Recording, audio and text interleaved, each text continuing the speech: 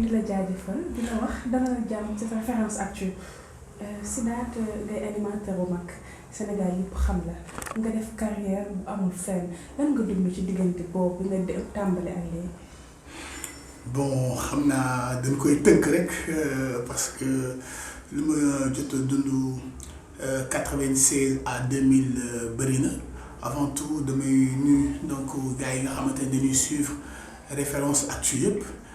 di bëggee ñëpp ñi nga xamante ni noo ci participer di leen jaajëfal bu baax a baax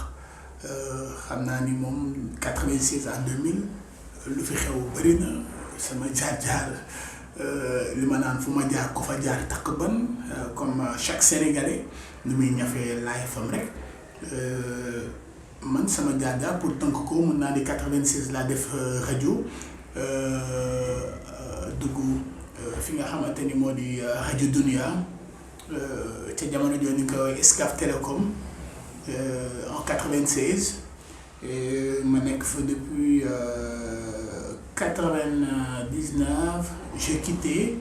après ma dem Walfadjri après liggéey fa ba 2003 ma liggéey ak Youssou Ndour à la RFM. 96 ak léegi xale judd na fi sax ba màgg ba sëy nekkul lu yàgg waaye macha allah def nga carrière ci diggante boobu dundoo loo xamante ni doo ko fàtte muy lu neex comme muy lu naqari. bon bëri na lu neex comme lu naqari parce que loolu moom defe naa ni su ma naan lu naqari d'abord jour bi may jëkk toog yendu ak sama papa mu feebar may dang di ñafe bëgg koo faj te boobu maa ngi xoslu mu metti woon dëgër trop may ñafe sama life di ñafe di bëgg jàppale paa bi pour soutenir ko pour mën koo toppatoo yàlla def lu ma am ñëw rek jox ko paa bi ne ko papa jàppal ci lii léegi ma dem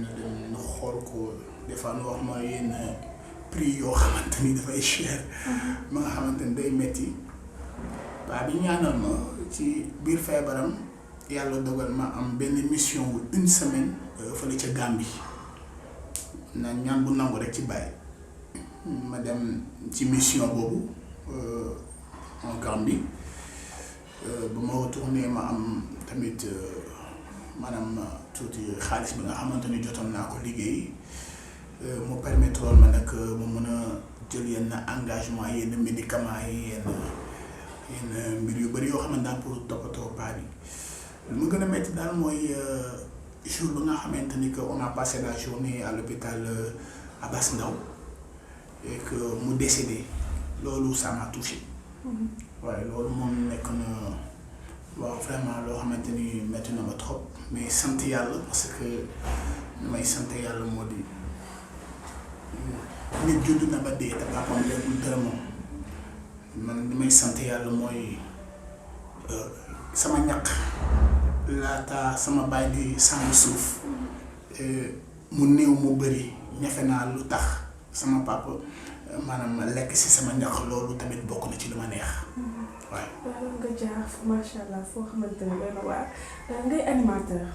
ni ci animation nekkul lu yomb ñenn si animateurs yi dañuy neexal woykat yi pour ñu leen di gën a may oral nan nga gisee animateurs yi nga xamante ne dañuy bàkk woykat yi naa leen ay papa ak ay maam te motuñu leen ko. non loolu du affaire animateur sama ay interview yu bëri nee naa leen animateur dafa am amateur dafa am. Donc pour être professionnel, il faut être un animateur professionnel. boo nekkee nag amateur mën nga def lu la neex loolu duma ci mën a yàgg ndaxte kooku peut-être choix am la te nit ku ne nag ak ce choix yaay bëgg professionnel yaay bëgg tamit def yi fi cuune comme lu ñuy wax mais dis-toi que un professionnel ay papa ay bàjjen ay yaay loolu bokkul ci affaire bi un animateur doit être un animateur professionnel waaw pour man loolu mooy li nga xamante ni que bu nekkee ci yow rek le reste yëpp c'est des détails pour moi. Donc manque de formation ak manque de professionnalisme moo tax ñenn ñi di daal di jàdd daal di nekk amateur comme ni nga ko waxee. Bon du ma ni manque de formation wala soit yenn détails parce que tu sais pourquoi nit dinañ la former jàngal la nga war a xam war a tari war a doxal nga fausser ce chemin nga gis nit jóge ca àll ba jàng ko jaarul ci expérience bi mais aussi dem uti ji xam-xam mais professionnaliser boppam ba raw ki nga xamante ni moo ko jàngi woon kon lépp dafay dépendre ci li nga xamante ni mooy sa bëgg-bëggu nit ki lépp nag question d'expérience la ci la bokk di saafonte ak tamit ñi nga xamante ni que c'est des professionnels ñi nga xamante ni jiitu nañ la ci mbir mi ñu jox leen seen gëdd jox leen seen àq ak seen yelleef loolu daf lay permettre nga gën a évoluer mais un animateur dafa wax di gëstu dafa war di jàng dafa war di def ay recherche yoo xamante ni que maanaam day moom boppam ngir rek bégal ay auditeurs am ou bien ay téléspectateurs am. nga nekk biir ci loxo Youssou Ndour yàgg fa macha allah yan relation nga am ak moom. Youssou Ndour dama naan c'est le meilleur des meilleurs. J'ai l'habitude de dire Youssou Ndour, le Ngande, le Pata, le DJ, le Mbukhori, le Rëy. Pourquoi je dis tout ça? Parce que dama ni man lu rëy lu ne rek moom def na ko ci réew bi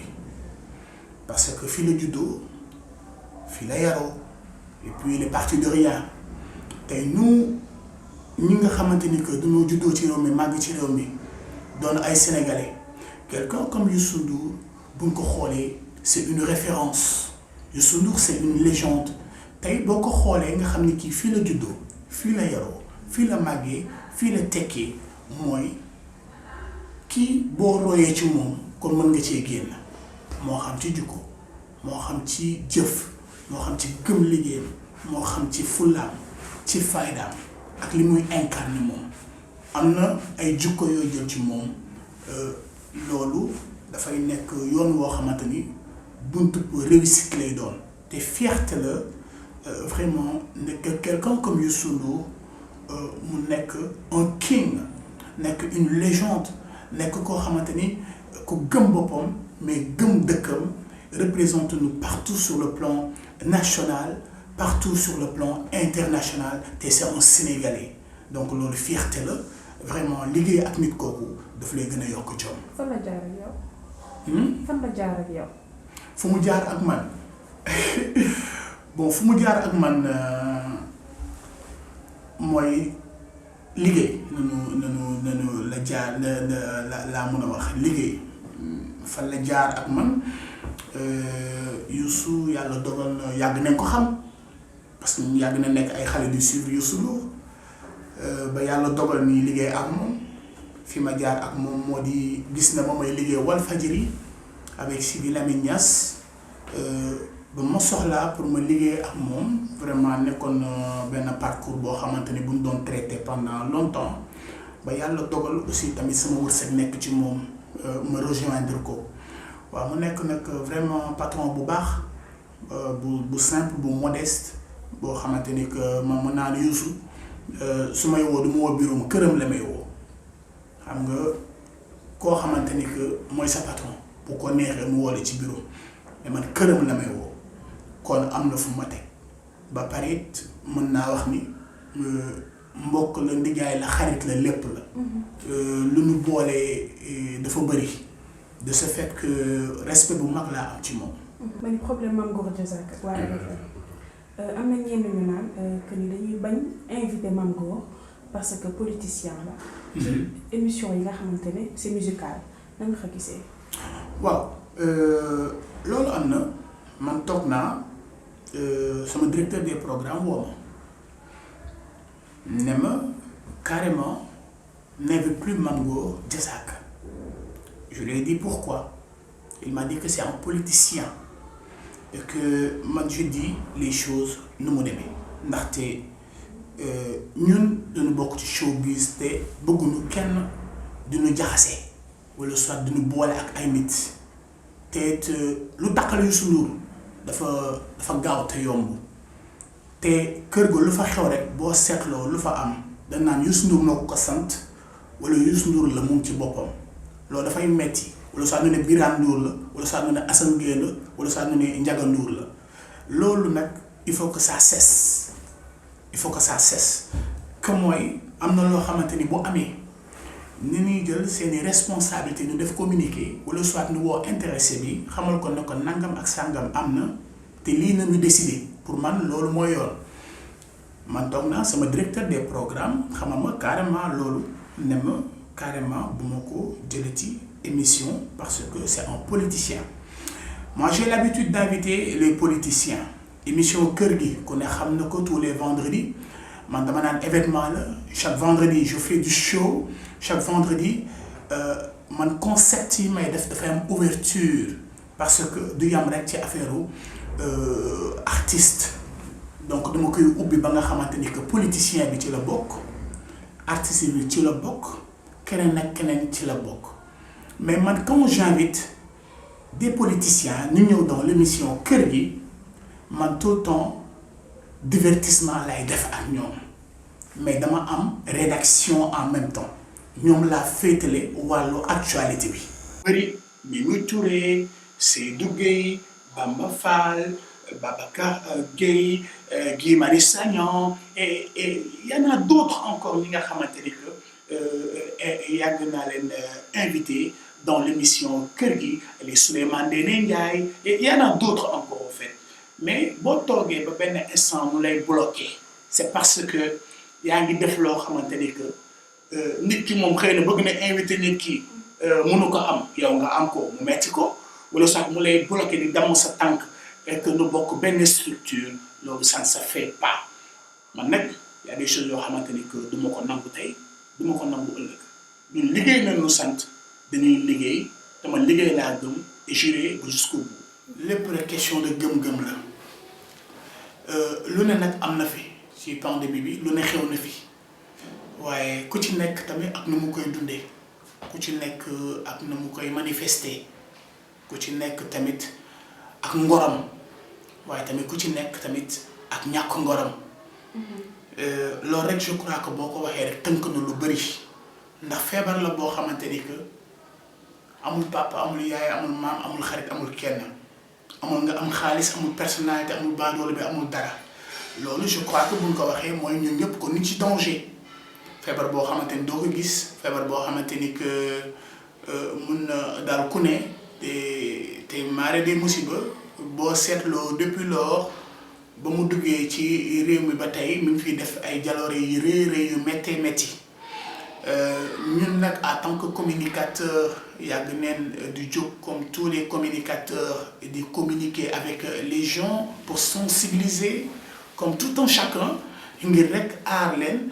nu nekk ci seen jàmm mais aussi nu nekk ci seen sécurité mais nu ñu koy dundee daal mooy respecter normes yi pour man personnellement respecter normes yi noonu laa koy dundee. waaye. si da nga feebaroon est-ce que corona woon. non. corona wu ma parce que su ma corona woon di ngeen jot information boobu j'avais un problème de cœur je peux le dire maa ngi woon urgence cardio et que corona du fa nekk donc foofu laa nekkoon donc vraiment nu toppatoo ma comme il le faut d'abord je profite de l'occasion pour remercier